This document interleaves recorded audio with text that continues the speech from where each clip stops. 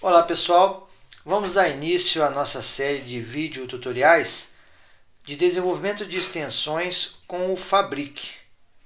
Fabric é um componente que permite a criação de soluções para o Joomla.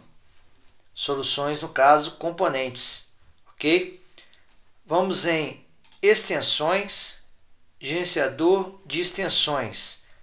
Tem aqui um site rodando localmente com o Joomla 3.3. Vou habilitar aqui a opção do Joomla Store e vamos buscar o nosso componente, o Fabric. Vamos digitar aqui Fabric. Vou buscar. Aqui está ele. Vou clicar sobre o seu ícone e vou instalar. Ok? Terminada a instalação, temos aqui na aba Componentes o nosso Fabric. Vou clicar em Fabric.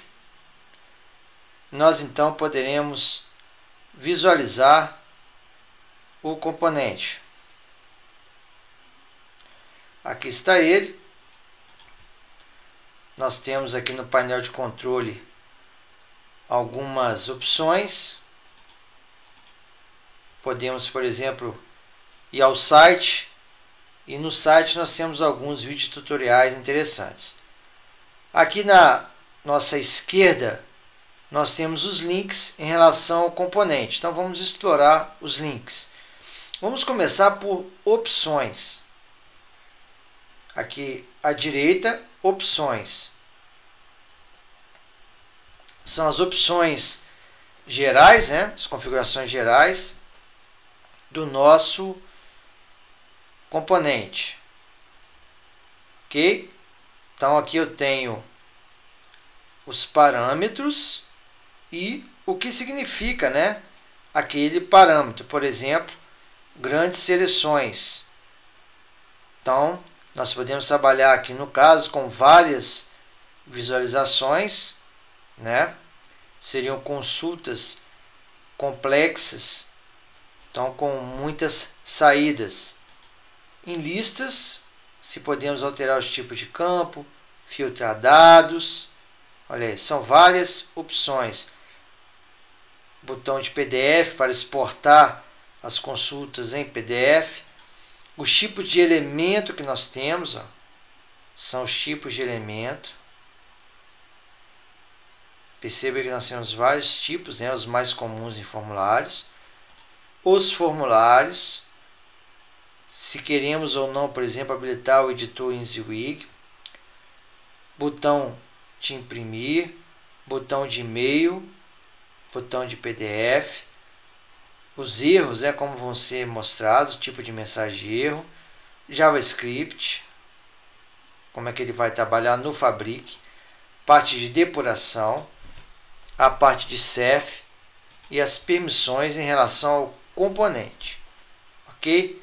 Depois de configurado de forma global, nós podemos então explorar as várias opções do Fabric. Eu tenho listas.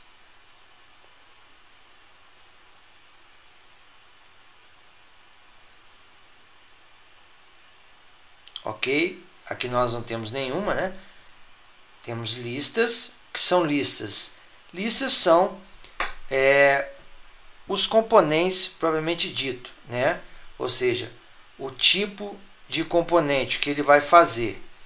Os meus formulários, que são os formulários de entrada de dados, estão sempre relacionados a uma lista.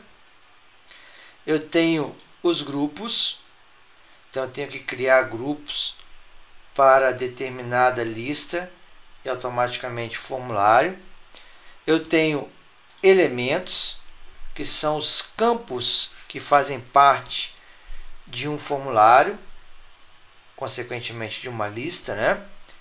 As visualizações, que são as visões daquele componente, daquela lista. Eu tenho pacotes. Então eu posso gerar pacotes de instalação para cada componente que eu criar. As conexões, eu posso utilizar várias conexões. No caso aqui, nós temos a conexão default, o nome dela, né, por padrão, site database, o servidor, o banco de dados, ela é padrão, e eu posso aqui, ó, testar a conexão. O que eu quero fazer? Estou testando a minha conexão local do site. Mas eu poderia, por exemplo, né, olha aí está. Se eu clicar no nome dela, eu vou visualizar a conexão. Eu poderia criar uma nova conexão para acessar um outro banco de dados, local ou não. Então eu faria um componente dentro desse site J33, acessando uma outra base de dados, por exemplo. Aqui eu tenho o ID da conexão, o nome, o servidor, nome do banco, usuário e a senha, né? E ele está publicado. Vou fechar aqui. E por último, dentro dos nossos campos, né, dos nossos parâmetros padrão do Fabric, eu tenho o agendar, ok? Então, em linhas gerais, este é o nosso componente Fabric. No próximo vídeo tutorial, nós iremos criar uma aplicação simples com Fabric, e depois, à medida que o nosso curso for progredindo aqui no YouTube, nós vamos criar extensões mais complexas, né? Com cálculo, com tabelas associadas, né? Relacionamento de tabelas, tá? Então vamos aí aos poucos demonstrando toda a força deste componente, muito interessante, sem dúvida alguma, e que permite um ganho de tempo fantástico. Até o próximo vídeo tutorial.